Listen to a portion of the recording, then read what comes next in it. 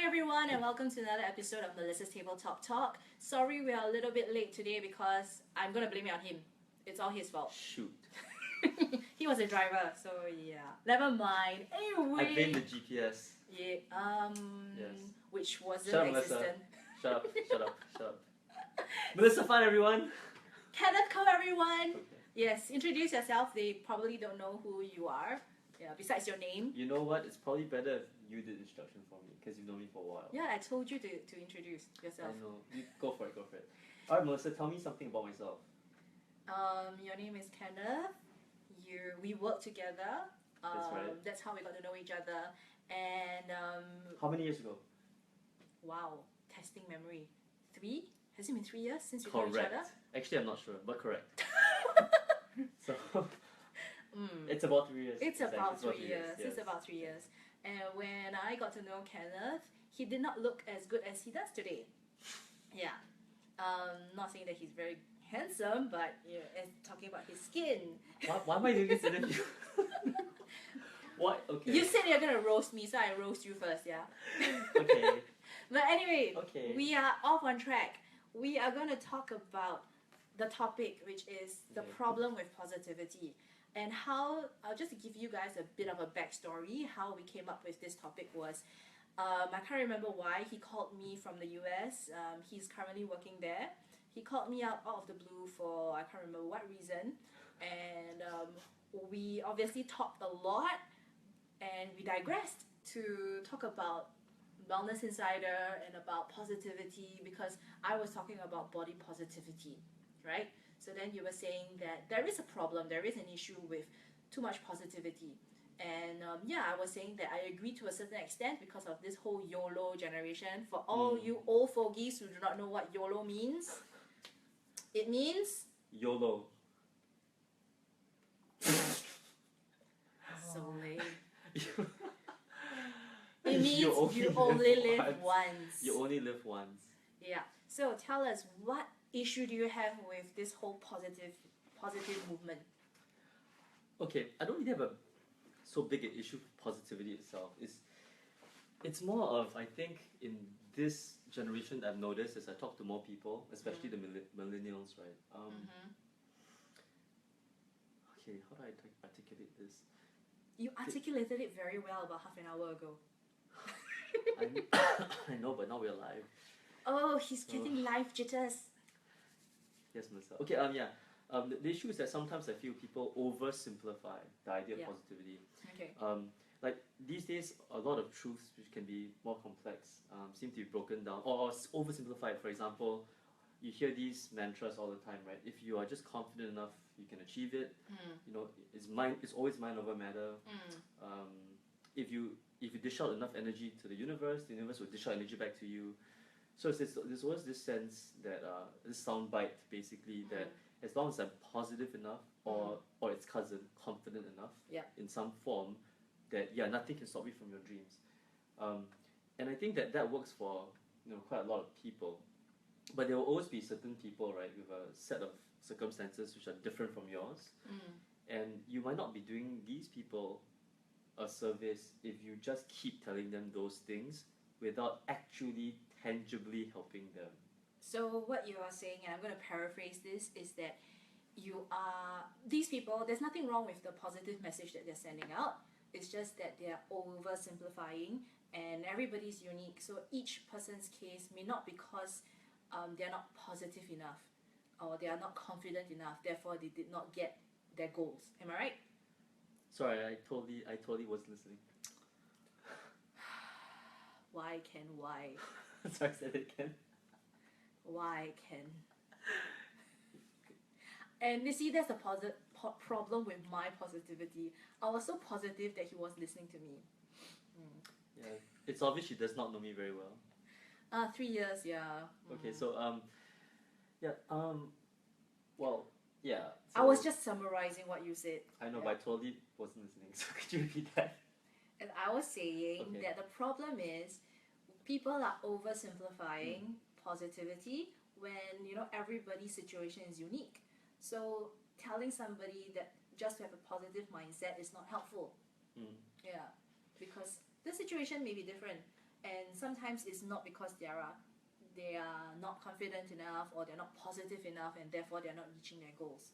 Agreed? Yeah, yeah. So, like for example, I noticed that like even many of the I guess experts, right? When people preach the positivity movement, at the end of the day, right, it always boils down to, it seems to always boil down to, hey, it worked for me, so it should work for you. Okay. There aren't really very tangible evidence that shows how it really works exactly 100%. When often pressed, right, like whether it does work or not work, right, it always boils down to that basically. It works for me, so it should work for you. But in that statement in itself, right, if you think about it, it can be a little bit arrogant if you don't temper it with like an understanding or empathy, because you're basically saying, essentially, if the person is trying very hard and doesn't make it, you're essentially saying, because I'm so good, I'm able to have mind over matter, I'm able to tweak my mind, that's why I'm successful and you're not. So you should do something about yourself in your mind. But if the problem for that person, maybe he's really not limited by his mind, maybe he really has fundamental issues. And the reason why this is so important to me is because I've been suffering from chronic eczema for 25 over years. You know, I was considered really one of the worsts out there.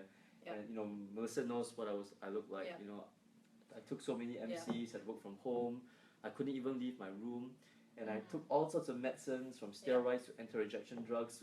For 25 years, I've been seeing specialists upon specialists, right? Along this journey, right, I've heard so many times from so many different people, a layman and even doctors alike, you know, nothing wrong with our treatment. You can get better if you want to. So you put the kind of saying that it was you who was limiting your own healing. Yes. And I was actually trying very hard. And for me, I've actually always been a positive person from young, you know, because when I was young, I was very religious and all that. So I was actually very positive from young. So I couldn't understand how come, you know, I'm trying to do all these things. I'm trying to be confident and envision a future where I am better. But yet, it wasn't working out.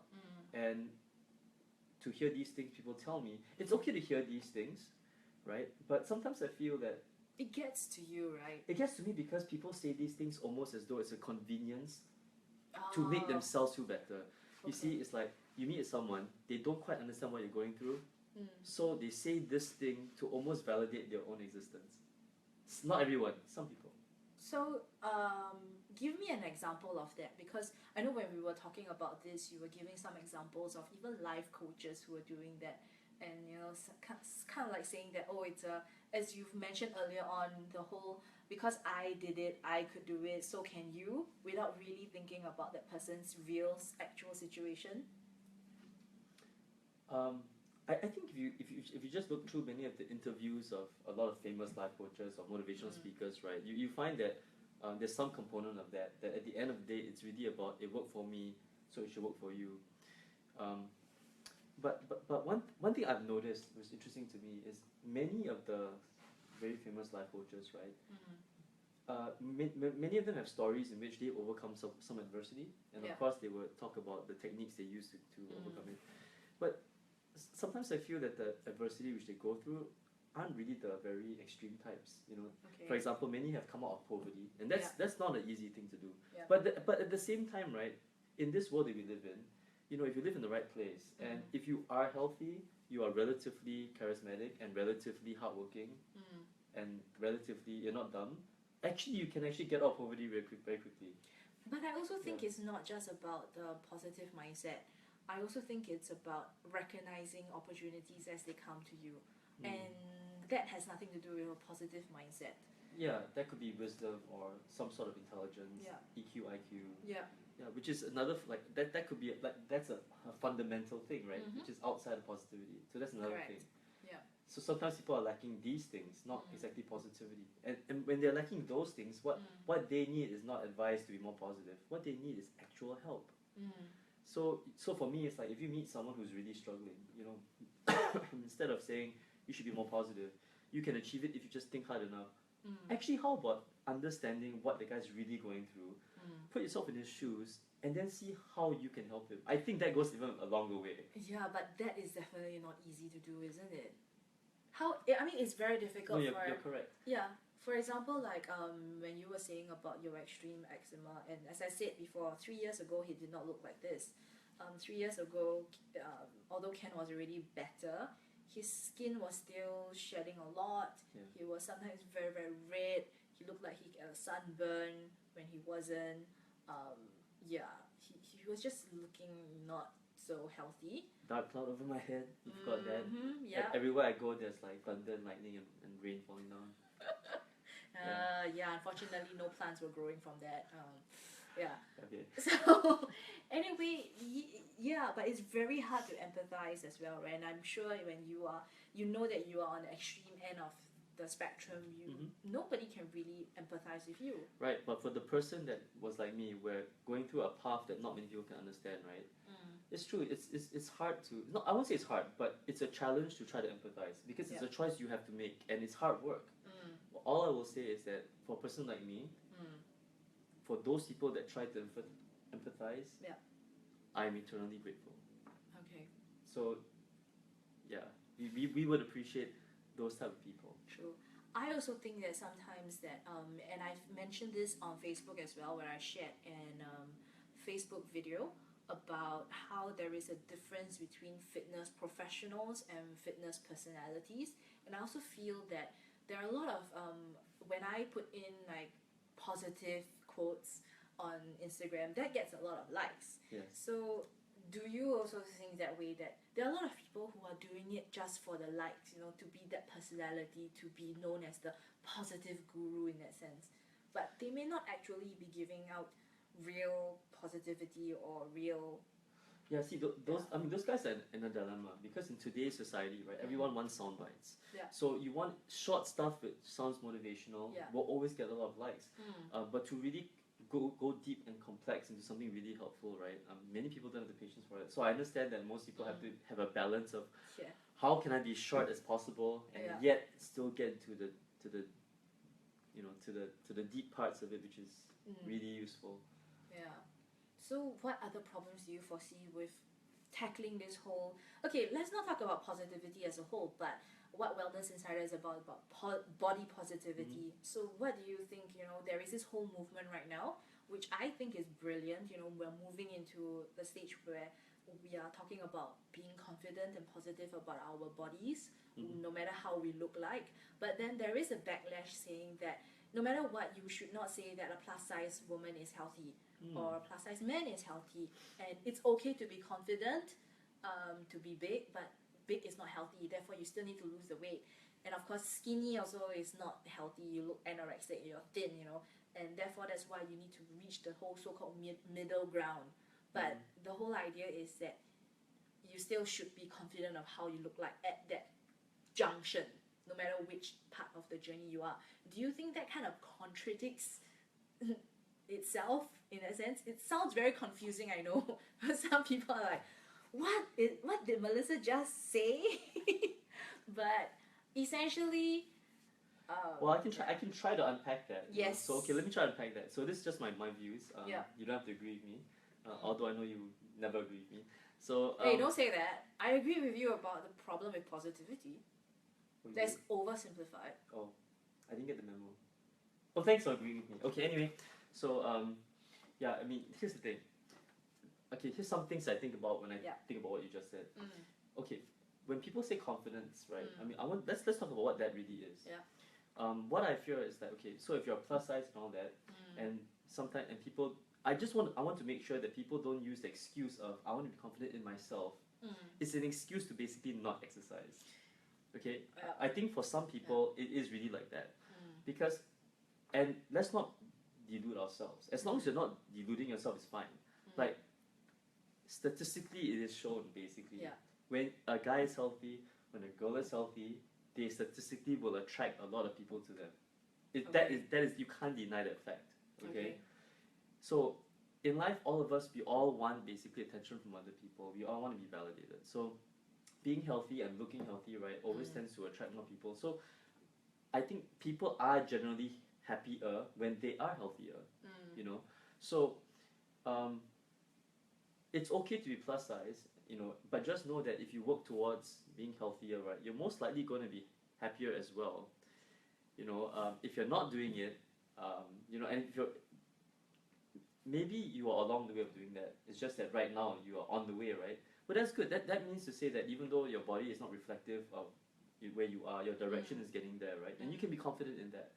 You know, so for myself, I agree.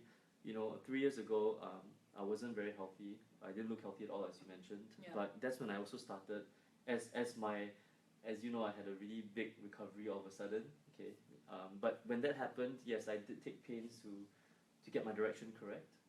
Yeah, this guy, And, I have to rent this live, and I'm sure Joanne, who is behind the camera, will agree with me. We three went on a trip, holiday to the US last year, and this guy didn't want to go out with us for don't know what because he wanted to go to the gym. Who goes on a holiday and go to the gym instead of going sightseeing? Who? This guy. This guy.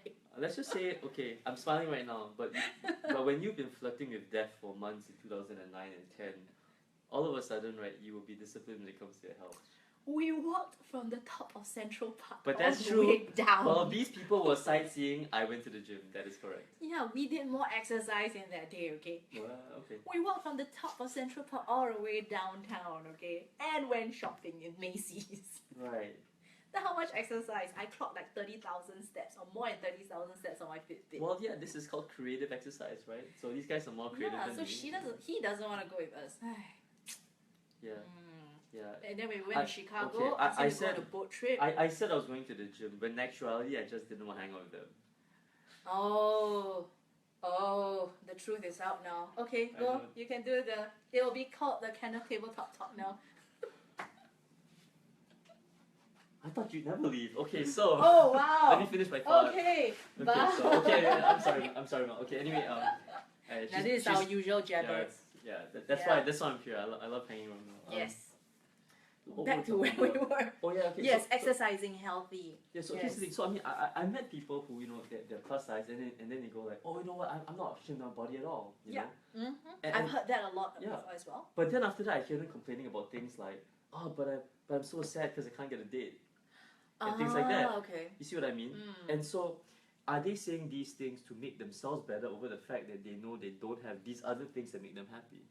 When sometimes we live in a world which sadly is a bit superficial if you think about it. Yes. But we are attracted to healthier people. We are attracted to people who are more confident. Yep. And working out, on ourselves in terms of gym and even our own selves, our mental or spiritual, really does make us grow in different ways. It makes us healthier and more confident and more attractive. True. And so I mean that's the thing. So if you really want to say, hey, I'm really confident in the way I look, that's fine as long as you don't complain about everything else. True. I understand. Yeah. But if you are complaining about everything else, then I suspect there's something you're missing that you're not being true to yourself. That's so you're using the whole body positive movement or this term to actually, as you said, dilute, but more like trying to comfort yourself in that sense? Yeah, over something that is probably deeper and has some truth to it as well. True. Okay. So what do you think that you are now very body confident and body positive? Actually, what do you mean by body? I don't know. I mean, right now it's more of a lifestyle for me. I mean, for right now, I try not to think about it in terms of how I look or things like that. But for me, I have a routine now. There's work and then there's going to the gym 3 times a week. I want to sweat it out. Like I want to feel all the toxins leave my body. I want to feel my muscles working and like repairing itself. Yeah. So it's kind of. I mean, it's nice, especially now when I come back to Singapore. I mean, trust me, the first 3 days I came back, right? People haven't seen me for like 1 year, 9 months, 3 months. Every single day when people haven't met for a long time see me, they say the same thing. Like, wow, Ken, you look so different. Yeah. I thank God for that. So I mean, yeah. So. Yeah. And I mean, okay, just if you don't mind, right, if you guys can actually see his arms, there's still a bit of signs here, but it's really, really not as bad as it used to be. There's still some like spots, redness, but it's really... You didn't put the pictures up, right? No, I didn't. Because we were talking about positivity, we're not talking about eczema. Maybe we can do another week about eczema. No, you know what? If you really want to see what I used to look like in 2009 and 10, right? Mel can put the link. Somewhere there's a link, you can see the photo if you want. Yeah, but by that time, let's just say that well, at the worst 70% of my body was covered with sores, like 70%. But when you met me, it was more like 45% or something like that. Yeah, I don't know. I cannot imagine how you look like years before I met you. I can only imagine to a certain extent because I used to have eczema as well. Yeah. So I know how it feels, but for me it was just concentrated on certain areas. Yeah. So and it was really uncomfortable. I cannot imagine how it would be like from top to toe. Yeah. Okay. Should I talk about just a little bit of tips for those who have eczema? Yes, please. Go on. We're having medical Okay. tips now. All right. So okay, I've had eczema for for a long time, 30 years. At the worst, right, I was even eating drugs like cyclosporin, 300 milligrams. That's very What's that? It's anti-rejection drug. It's like the maximum Oh, dose okay. that anyone is supposed to have. You can't have any more than that. That's how bad it was. I have seen many specialists, good ones as well, and yet I couldn't recover for 25 years. So I want to just talk about some things that maybe has not been emphasized to you even by doctors. Because actually immune system problems, right? I mean, if you ask any honest doctor, they'll tell you there's still a lot of things that they don't know about autoimmune problems. So I just want to give like 2 tips, okay, and then maybe one other thing that helped me as well. Okay, so the 2 tips I want to say is this. One thing that was never emphasized to me, especially if you have bad eczema, okay, because when you have eczema, you're always told, for example, always moisturize, always put your steroid creams, take your antihistamines, and try not to sweat. Okay, these are like the 4 things that every doctor will tell you. And I'm not saying they're wrong, but what I'm saying is that it goes deeper than just 4 rules. Okay? So one thing that helps me in the long term is counterintuitive. I actually had to exercise regularly. Oh, the sweating out part. Yes, you regularly, like 3-4 times a week. And when you exercise, right, it's not lame exercise. I mean, it has to be to the extent as that you are sweating it all out. You have to be legitimately tired and sweating it all out. Okay. Now, it's counterintuitive because when you have open sores on your body, right, it's painful when the sweat comes out. I know. And that's why for me, I would always never want to exercise, stay at home, shower, put your medicines on and just coop up there at home. The problem is that this on the short term gives you a little bit of comfort, but on the long term, right, it doesn't how do I say this? The toxins remain in your body, and so you're always going to feel this sense of itchiness and irritability because it's still in there. You actually do need to exercise. Okay. It's just that you have to even if it's painful, you might have to do it. So if you don't do it right, anyway, this is what was very important for me.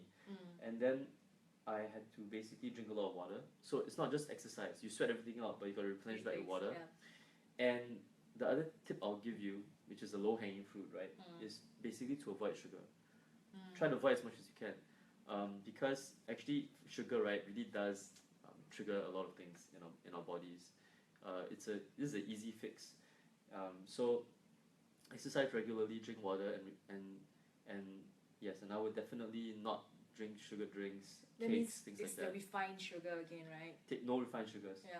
No, in fact, for me, because now I'm on this thing, right, I avoid sugar almost totally. But fruits are okay, right? I don't take fruits either. No? So mine's quite extreme. I don't take fruits either. But of course, it's okay to have a bit of sugar in terms of, there's a slice of cake. I have one slice of cake. You know what I mean? It comes once in a while, sure. But because I didn't drink any sugar drinks ever, right, I can afford to take these small amounts of sugar. Because I know this. I mean, look, trust me, I've experimented on myself for 20 years. I know that when I drink sugar drinks, I can feel from inside the inflammation coming out. I can tell, I can feel it, So, for me, I experimented a little bit with dairy products. I just realized that if I cut back on milk, then it actually helped on the itchiness. So but it's specifically milk. Yeah. Not cheese. I could eat as much cheese as I want, but milk. That was my thing. Yeah. And some people, are legitimately allergic to certain specific things. So I can't talk about those things because those are very specific to a person. Yeah. So I'm just giving the more generic things. So if you haven't tried just avoiding sugar altogether, just try it. Exercise, drink water, right? And interestingly enough, a good gauge of, so people ask me, how much should I exercise? How much sugar should I cut, right? Here's a very interesting gauge. What? If you are losing weight, right? Yeah. It's enough. So it's actually very, very convenient if you want to just look good. With us sidetrack, this Yeah. is not applicable for those with PCOS and endometriosis or anything that is hormonal Okay. related. Okay. Okay. Okay. Sorry. Back to your story. I'm just saying. Okay. So thanks. I'm just saying for myself. Yeah. But I noticed for myself. Okay.